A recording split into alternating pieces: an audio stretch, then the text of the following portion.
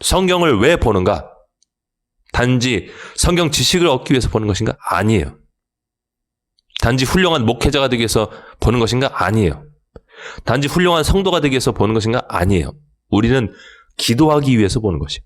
하나님과의 친밀한 교제, 사귐을 갖기 위해서 보는 것이에요. 하나님 앞에서 죄인인 자신의 모습을 발견하고 그 죄악을 하나님 앞에 낱낱이 고백하고 죄악에서 떠나기 위해서 보는 것이에요. 그리고 생명의 근원이신 하나님을 찾는 인간의 본연의 모습을 회복하기 위해서 보는 것이에요. 여러분 믿으십니까? 성경은 절대로 지식을 얻기 위해서 보는 책이 아니에요. 한마디로 자신을 높이기 위해서 보는 책이 결코 아닙니다. 성경 지식을 얻기 위해서 성경을 본다? 그 사람은 잘못된 것이에요. 우리가 성경을 하루에 3번 정도 꾸준히 봐야 되는 이유는 하루에 3번 하나님을 기도로서 찾았던 다니엘의 습관처럼 우리가 하나님께 가까이 접근하기 위해서 보는 것이에요. 자기 안에 있는 오염과 티와 얼룩을 발견하기 위해서 보는 것이에요. 이것들을 우리가 말씀을 통해서, 말씀 거울을 통해서 발견하고 제거할 때 그때 비로소 빛이신 하나님, 거룩하신 하나님, 영광스러운 하나님이 접근하고 그 속에 들어갈 수 있는 영적인 상태가 되기 때문에 우리가 성경을 보는 것입니다. 여러분 믿으십니까? 내 말을 듣고 떠는 자 내가 그를 돌보겠다라고 말씀하셨어요. 세례 요한이 와서 사람들에게 회개하라, 천국이 가까이 왔느니라 라고 외쳤습니다. 이것은 하나님께로부터 직접 받은 메시지입니다. 오늘날 성경책에 기록이 되었습니다. 세례 요한의 말은 사람의 말이 아니었어요. 그 말은 그가 죄악에서 떠났기 때문에, 광야에서 죄악에서 떠난 삶을 살았기 때문에 하늘로부터 부어진 하나님의 음성이었어요. 그 말을 듣고 죄악에서 돌이킨 사람이 누구죠? 그때 당시에 대제사장이나 장로들이 아니었어요. 사람들로부터 가혹한 세금을 뜯어내던 세리들, 세금관원들, 그리고 창녀들이었어요. 그 내용이 마태복음 21장 31절부터 나옵니다. 이스라엘의 대제사장과 장로들이 와가지고 예수님과 대화를 나누는 중이었어요. 이들은 하나님의 나라를 대적하는 자들이었죠. 종교인이라 할지라도, 나라를 대표하는 어른들이라 할지라도 하나님을 대적하는 자들이었어요. 예수님이 말씀하십니다. 세리들과 창녀들이 너희보다 먼저 하나님의 나라에 들어가리라. 너희보다 먼저 하나님의 나라에 들어가리라. 왜냐하면 이들은 세례 요한의 말씀을 받았기 때문에 그렇습니다.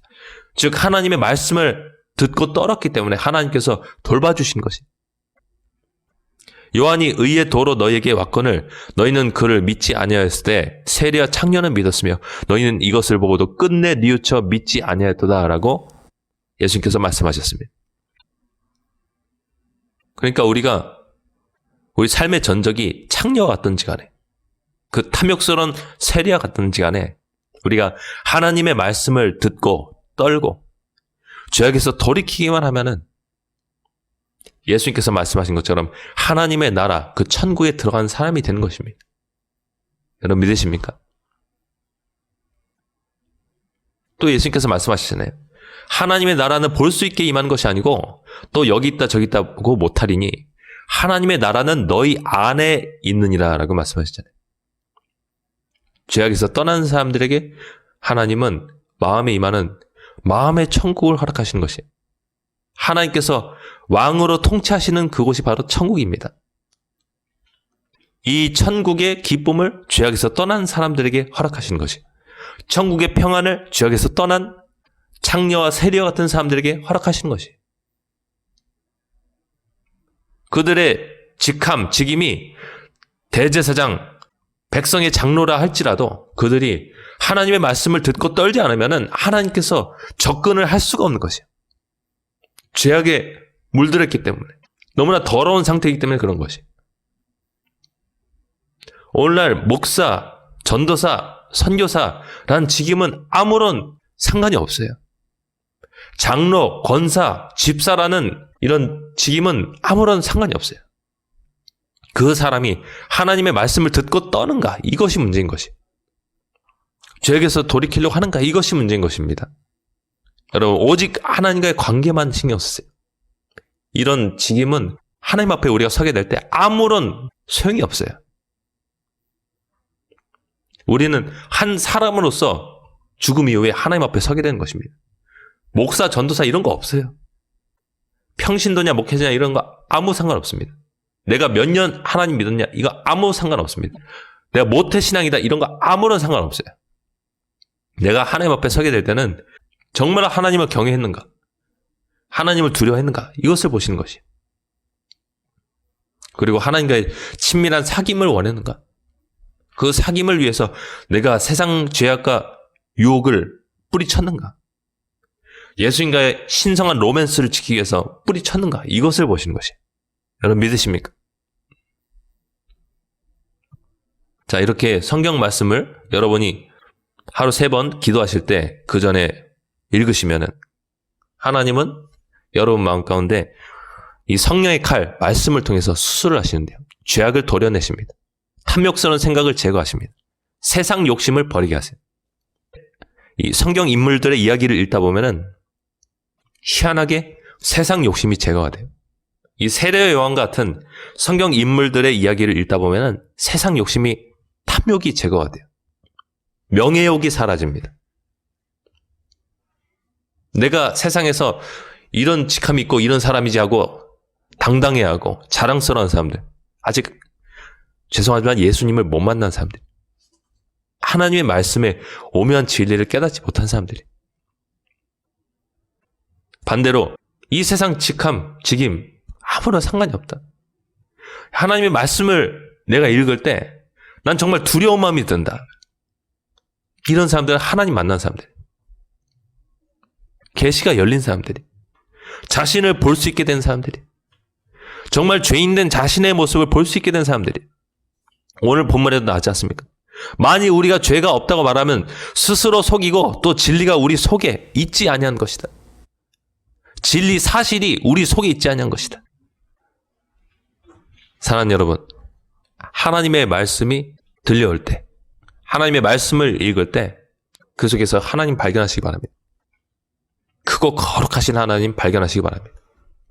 죄 없으시고 깨끗하신 하나님 발견하시기 바랍니다.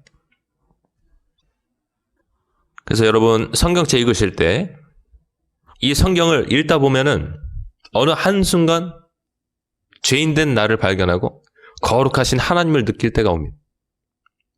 그게 성경 인물의 이야기를 통해서든 아니면 그냥 신앙적인 내용이든 간에 읽다 보면은 죄가 없으시고 거룩하신 하나님, 나보다 높으신 하나님의 존재에 대해서 깨닫는 순간이 와요. 그때 하나님께서 여러분의 마음을 하나님께 딱 고정되게 만드시고 기도할 수 있는 세팅이 되는 것입니다. 거룩하신 하나님을 여러분이 발견했어요. 그 계시가 여러분에게 온 것입니다. 그때는 여러분 성경책을 잠시 덮어두고 하나님의 얼굴을 구하는 것입니다. 하나님 앞에 자신의 죄악을 낱낱이 고백하는 것입니다. 하나님 앞에 자기 죄 때문에 애통해하는 것입니다. 그때 여러분을 만지시는 하나님의 손길이 옵니다. 여러분을 가까이 하시는 하나님의 손길이 와요. 마가복음 말씀에 보면은 1장 10절에 보면은 예수님께서 세례를 받으시고 곧 물에서 올라오실새 하늘이 갈라짐과 성령이 비둘기같이 자기에게 내려오심을 보시더니라고 말씀하고 있습니다. 11절 말씀 보니까 하늘로부터 소리가 나기를 너는 내 사랑하는 아들이라. 이게 예수님께 계시가 임하는 것이죠. 하늘로부터 소리가 나기를 너는 내 사랑하는 아들이라 내가 너를 기뻐하노라 라고 하나님 아버지께서 아들 예수님께 말씀하셨습니다. 자, 여러분이 성경책을 읽다가 하나님의 신성함을 느끼게 될 때, 하나님의 거룩함, 죄가 없으심을 느끼게 될 때 여러분은 성경 읽는 것을 잠시 멈춰두고 여러분이 발견한 죄악을 회개하고 하나님께 집중하고 있으면은 그때 여러분 하늘문이 열리기 시작하는데요. 하나님의 성령께서 여러분에게 임하실 때는 하나님의 음성, 목소리를 듣게 되는 것이. 그게 계시인 것이. 우리 크리스천들은 반드시 이런 거룩한 습관이 있어야 돼요. 하루 3번 정도. 아침에 일어나서 곧바로. 그리고 한낮에 내가 삶의 치열한 중간에 그리고 잠들기 전에 생명의 근원이신 하나님을 찾는 이 거룩한 습관이 있어야 됩니다. 안 그러면은 그냥 죄 가운데 살아가는 것이, 하나님과 분리되어서 살아가는 것이. 때로 어떤 사람들은 그냥 하나님과의 그 실 같은 관계만 유지하면서 굉장히 위험한 그 삶을 이어가고 있는 것이. 실은 바로 그냥 끊어집니다, 여러분. 그렇게 되어서는 안 됩니다. 하나님과 나의 이어진 관계는 탄탄할수록 좋아요, 여러분. 굉장히 실처럼 관계를 유지하는 사람도 있어요. 위험한 것입니다, 여러분. 우리는 회개했던 세리와 창녀들처럼 정말 하나님 말씀 듣고 떨어야 됩니다. 그래야 하나님께서 여러분을 돌볼 수가 있어요. 여러분을 만지실 수가 있습니다. 성경을 읽는 습관은 너무나 중요한 것이에요. 아이들이 성경을 보는 습관은 너무나 중요한 것이에요. 성경만이 여러분을 수술할 수 있어요. 영적인 암을 도려낼 수가 있습니다. 암이 있는 상태는 너무나 위험한 것이에요. 특히 영적인 암은 너무나 위험한 것이에요. 자기가 암이 있어도 몰라요. 자기가 죽어가는데 모릅니다. 근데 무엇이 이것을 알려주냐? 성경 말씀이 알려준다는 것입니다. 성경 말씀은 영적인 의사인 것이에요. 요한복음 말씀 보면 말씀이 곧 하나님이시라고 말씀하고 있잖아요. 여러분이 성경책을 가까이 하는 것은 하나님께 자신의 속을 내어드리는 것이에요. 하나님, 저 수술해 주세요. 저를 변화시켜 주세요라고 내어드리는 것입니다.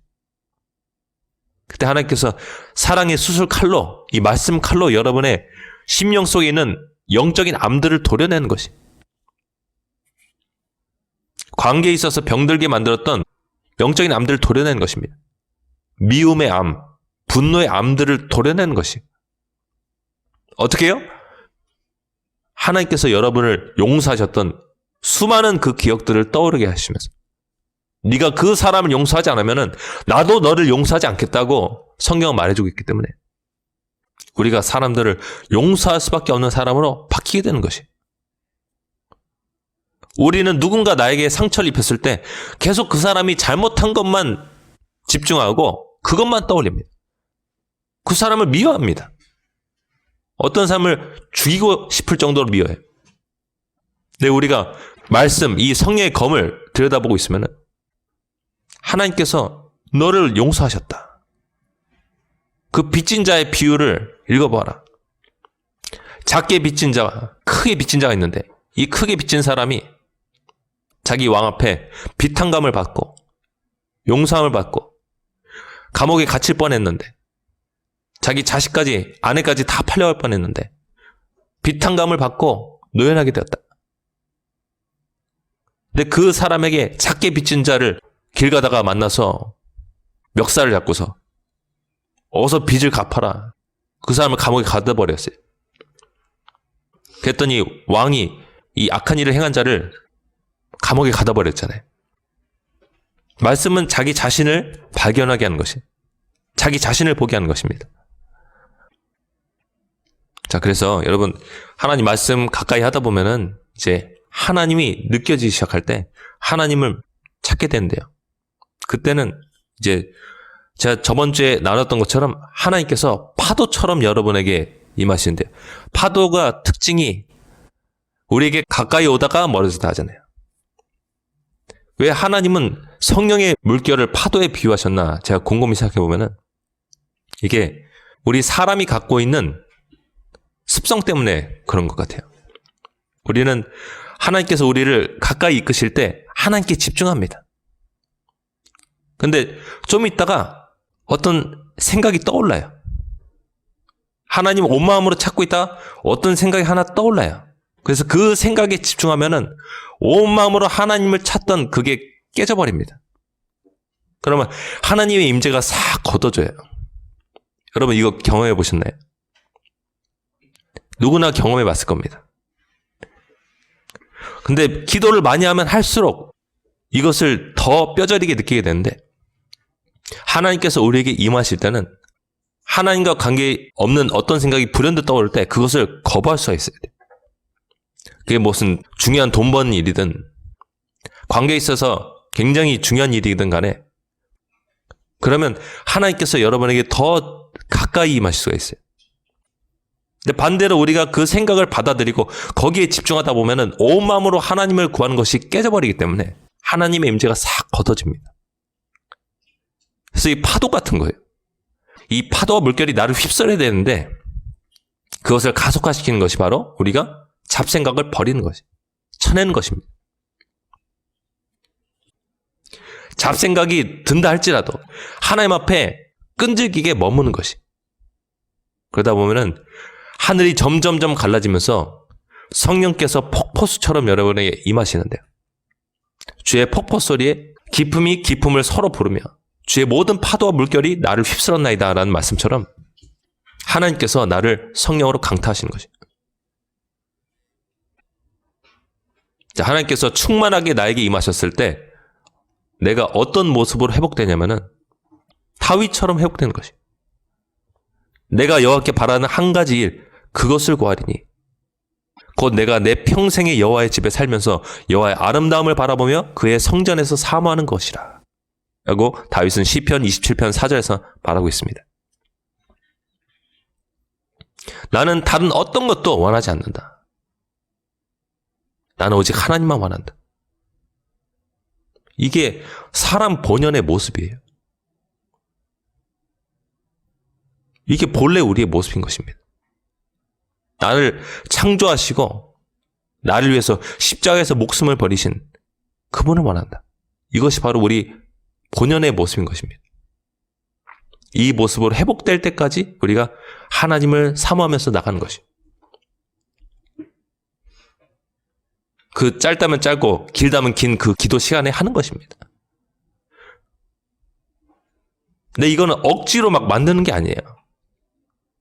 내가 하나님 앞에 기다리고 있으면은, 내가 하나님 앞에 머물고 있으면은 성령께서 나를 강타하시는 순간이 오는데 그때는 세상의 모든 여타 잡다한 생각들이 다 떠나가고 마치 후 하고 우리가 바람을 불어버리면은 먼지가 날아가듯이 그런 모든 잡다한 생각들이 내 마음 가운데서 다 떠나가게 되고 태풍의 눈 속에 들어온 것처럼 고요하게 되는데 거기서 내 영이 고백을 하는 것이에요.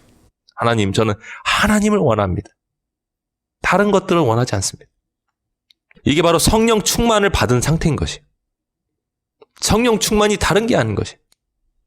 하나님을 내 마음과 목숨과 뜻과 힘을 다해 사랑하는 상태로 된 것이 바로 성령 충만인 것이에요.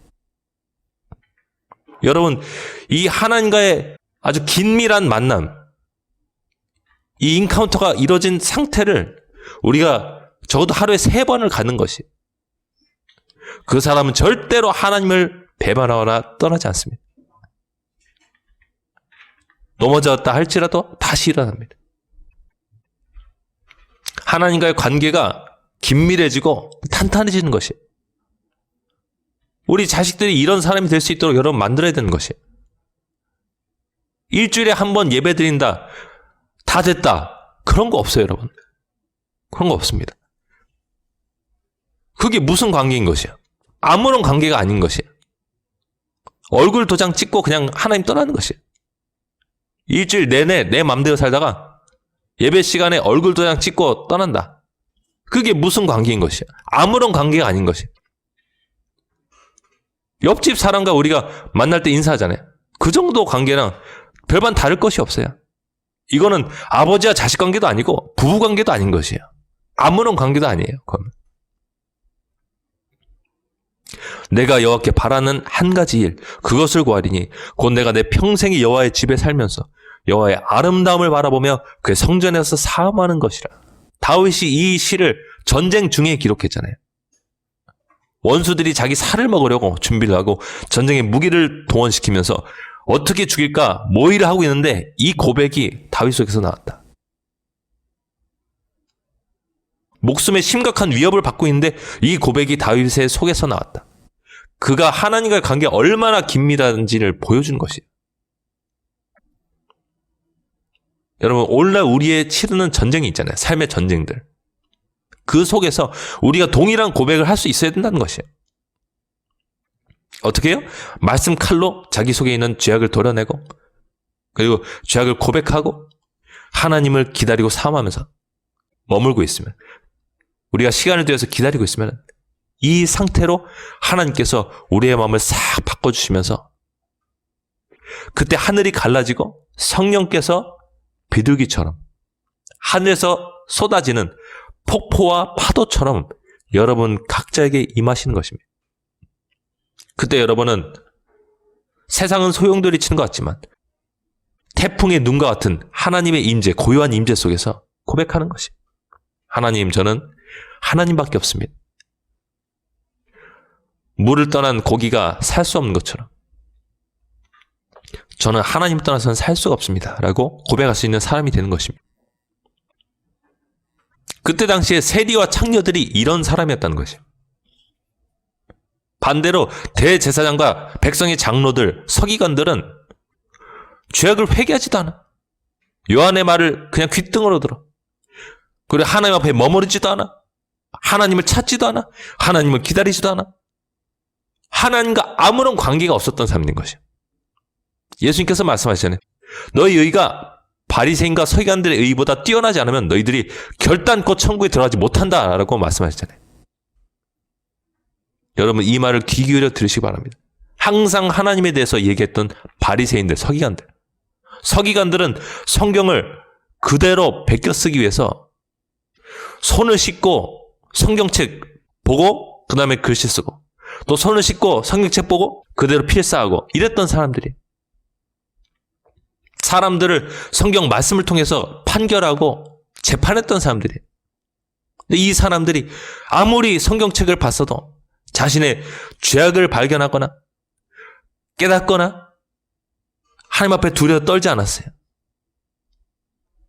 심지어 하나님을 사모하는 마음도 없었어요. 그래서 여러분 우리는 정말로 근원으로 돌아야 됩니다. 나는 성경 말씀을 정말로 가까이 하고 있는가? 이 말씀을 듣고 내가 떨고 있는 상황인가? 자신을 돌아보세요. 그리고 나는 생명의 근원이신 하나님과 매일의 삶 가운데 만나고 있는가? 이것을 여러분 돌아보세요. 여러분이 삶의 중간중간 정말 제게는 하나님밖에 없습니다. 하나님 떠나서는 살 수가 없네요, 주님.